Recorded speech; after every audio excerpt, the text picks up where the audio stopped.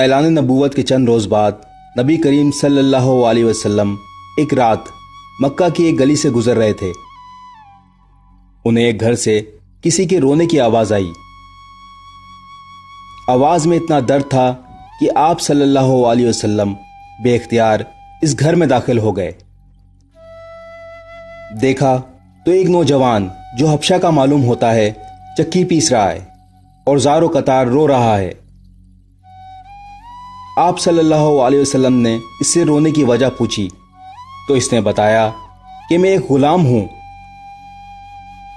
سارا دن اپنے مالک کی بکریاں چراتا ہوں اور شام کو تھک کر جب گھر آتا ہوں تو میرا مالک مجھے گندم پیسنے کے لیے ایک بوری دے دیتا ہے، جس کو پیستے پیستے میری ساری رات لگ جاتی ہے۔ میں اپنی قسمت پر رو رہا ہوں کہ میری بھی کیا قسمت ہے، میں بھی تو ایک انسان ہوں، میرا جسم بھی تو آرام مانگتا ہے، مجھے بھی نیند ستاتی ہے، لیکن میرے مالک کو مجھ پر ذرا بھی طرز نہیں آتا۔ کیا میرے مقدر میں ساری عمر اسی طرح رو رو کر زندگی گزارنا لکھا ہے؟ نبی کریم صلی اللہ علیہ وسلم نے فرمایا، میں تمہارے مالک سے کہہ کر تمہاری مشقت تو کم نہیں کروا سکتا، کیونکہ وہ میری بات نہیں مانے گا۔ ہاں، تمہاری تھوڑی مدد ضرور کر سکتا ہوں کہ تم سو جاؤ اور میں تمہاری جگہ چکی پیستا ہوں۔ وہ غلام بہت خوش ہوا اور شکریہ ادا کر کے سو گیا۔ آپ صلی اللہ علیہ وسلم اس کی جگہ چکی پیستے رہے۔ جب گندم ختم ہو گئی تو آپ اسے جگائے بغیر واپس تشریف لے گئے۔ دوسرے دن پھر آپ وہاں تشریف لے گئے اور غلام کو سلا کر اس کی جگہ چکی پیستے رہے۔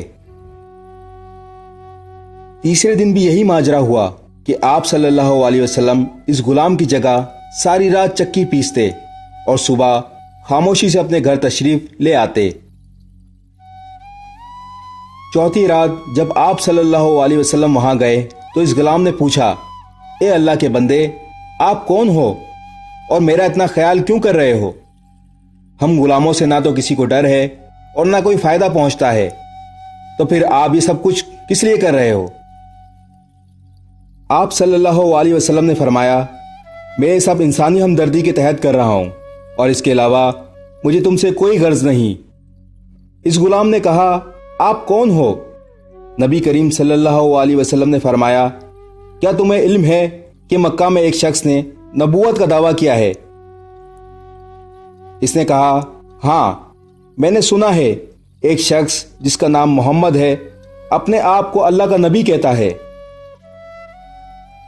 آپ صلی اللہ علیہ وسلم نے فرمایا، میں وہی محمد ہوں۔ یہ سن کر اس غلام نے کہا، اگر آپ وہی نبی ہیں تو مجھے اپنا کلمہ پڑھائیں، کیونکہ اتنا شفیق اور مہرباں کوئی نبی ہی ہو سکتا ہے جو غلاموں کا بھی اس قدر خیال رکھے۔ آپ صلی اللہ علیہ وسلم نے انہیں کلمہ پڑھا کر مسلمان کر دیا۔ پھر دنیا نے دیکھا کہ اس غلام نے تکلیفیں اور مشقتیں برداشت کی، لیکن دامن مصطفیٰ صلی اللہ علیہ وسلم نہ چھوڑا۔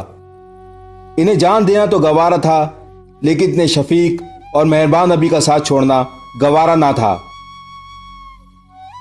آج دنیا انہیں حضرت بلال حبشی رضی اللہ تعالی عنہ کے نام سے جانتی ہے۔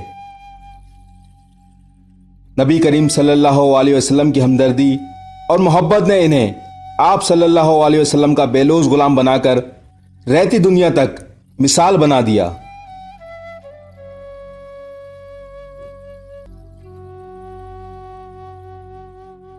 اس ویڈیو کو شیئر ضرور کریں، ہو سکتا ہے آپ کے ایک شیئر سے یہ بات کسی کے دل میں اتر جائے۔